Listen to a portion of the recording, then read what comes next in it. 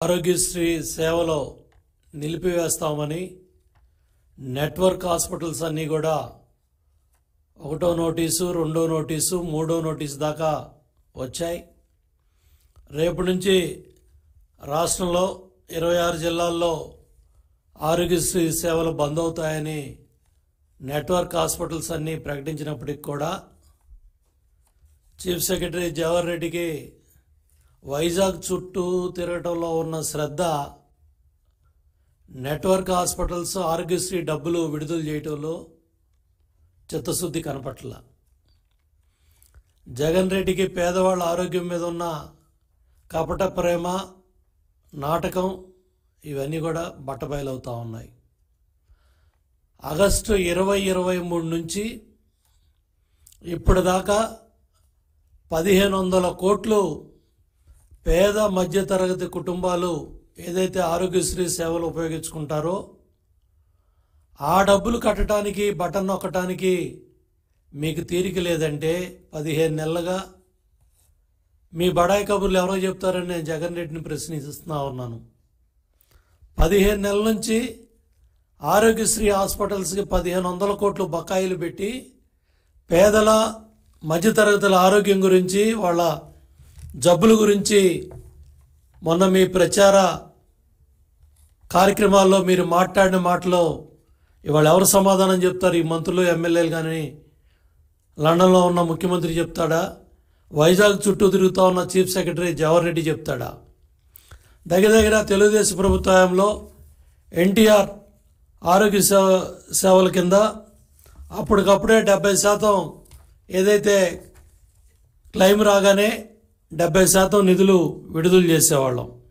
దగ్గర 5330 కోట్లు ఖర్చు పెట్టి తెలుగుదేశం ప్రభుత్వంలో అన్ని కష్టాల్లో సుమారు 12 లక్షల మందికి ఈ సేవలన్నీ కూడా, వైద్య సేవలో ఈ పేదవాళ్ళ ఆరోగ్యం పట్ల ఈ కట్టాల్సిన డబ్బులన్నీ కూడా హాస్పిటల్స్కి ఆ రోజుల్లో కట్టి ఏ ఇబ్బంది లేకుండా పేదల ఆరోగ్యాన్ని కాపాడారు తెలుగుదేశం ప్రభుత్వంలో నారా చంద్రబాబు నాయుడు గారు.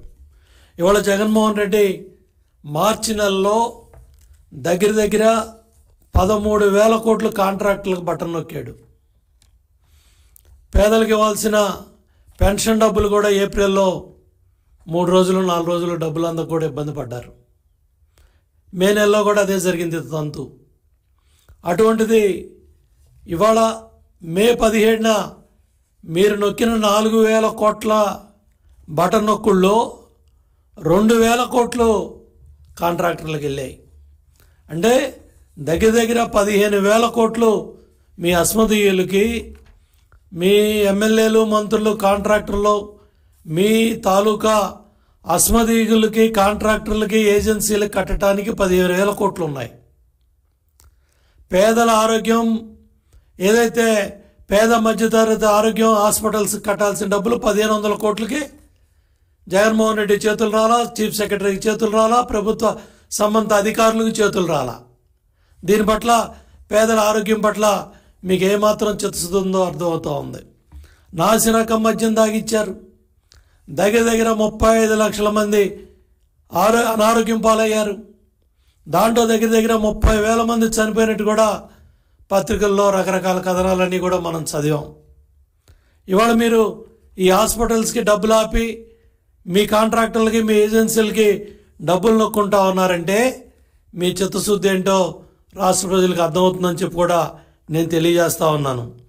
దగ్గర ఎన్టీఆర్ వైద్య సేవ పథకం కింద నిధుల్లో 45% రోగి ఆపరేషన్లకు ఇచ్చేవాళ్ళం, 35% సర్జరీలకి, డాక్టర్లకు ప్రోత్సాహంగా ఇచ్చేవాళ్ళం, 20% నిధుల్ని ఖాతాల్లో ఉంచి అవసరాన్ని బట్టి బోధనా ఆసుపత్రులకి ఉపయోగించే పరిస్థితి తెలుగుదేశం ప్రభుత్వంలో ఆరోగ్యం పట్ల, హెల్త్ డిపార్ట్మెంట్ పట్ల ఎంత శ్రద్ధ పెట్టి ఇవాళ ఆరోగ్యాన్ని, పేద ప్రజల ఆరోగ్యాన్ని కాపాడితే ఇవాళ మీరు అడ్మినిస్ట్రేటివ్ హాస్పిటల్స్ ఏమో 13 అంటారు, మానిటరింగ్ హాస్పిటల్స్ ఏమో 26 అంటారు.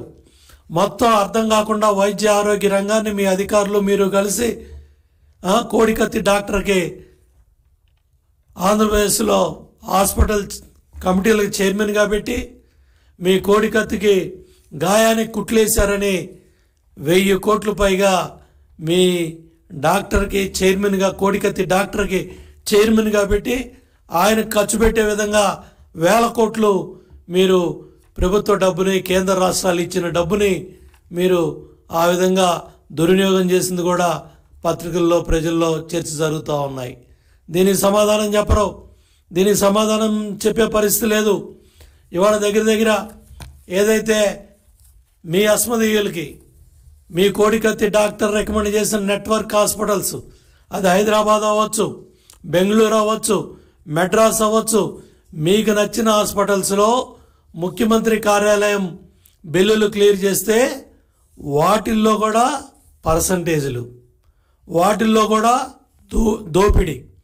అదేవిధంగా మీరు ఎచ్చుగా బడాయిగా చెప్పుకునే ఇవాళ కట్టే హాస్పిటల్స్లో, కట్టే ఇన్ఫ్రాస్ట్రక్చర్, మెడికల్ కాలేజీ బిల్డింగుల్లో కూడా 300 కోట్లు కమిషన్లు దండుకున్నారంటే ఆ డబ్బులు కట్టినా ఇవాళ ఈ ఆరోగ్యశ్రీ హాస్పిటల్స్లో వైద్య సేవలు ఆగుండేవి కాదు. అంటే మీ